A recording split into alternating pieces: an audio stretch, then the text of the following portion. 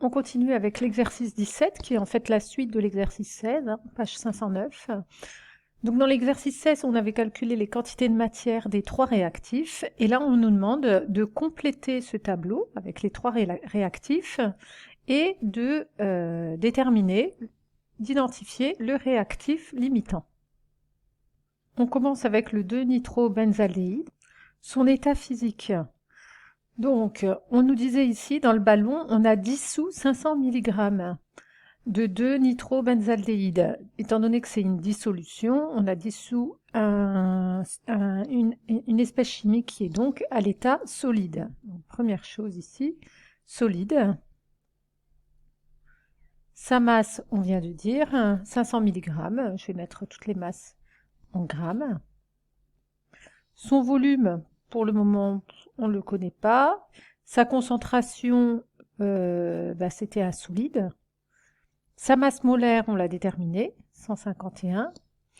Sa densité, elle n'était pas donnée. Et on connaissait sa quantité de matière qu'on a calculée tout à l'heure, 3,31 10-3, la quantité de matière exprimée en mol. L'acétone, quand on reprend l'énoncé, l'acétone, c'était 10 ml d'acétone. Ça signifie que l'acétone, il est dans l'état liquide. On en a versé un volume de 10 ml. On a calculé tout à l'heure sa masse, donc le volume sera donné en millilitres. On a calculé sa masse, on avait trouvé une masse de 7,9 grammes. La masse molaire, on l'avait déterminée également, 58.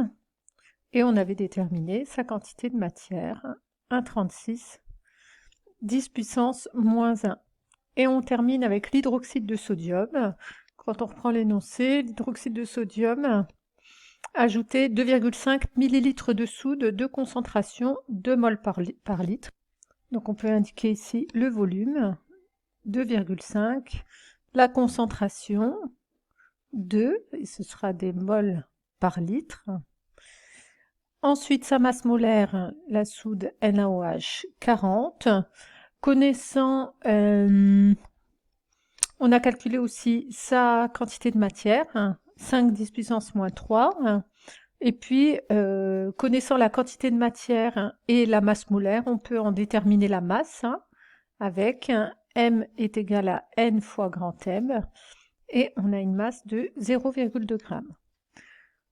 Deuxième question, on vous demandait, en question petit b, de déterminer le réactif limitant. Donc quand on regardait l'équation, on constate qu'on a 2 mols de nitrobenzaldéhyde qui réagissent avec 2 mols d'acétone et 2 mols de soude. Donc c'est la même, au niveau des nombres stoichiométriques, on a la même chose. Donc pour déterminer lequel est le réactif limitant, on ne va pas avoir besoin de faire un tableau d'avancement, on va prendre celui qui a la valeur la plus faible.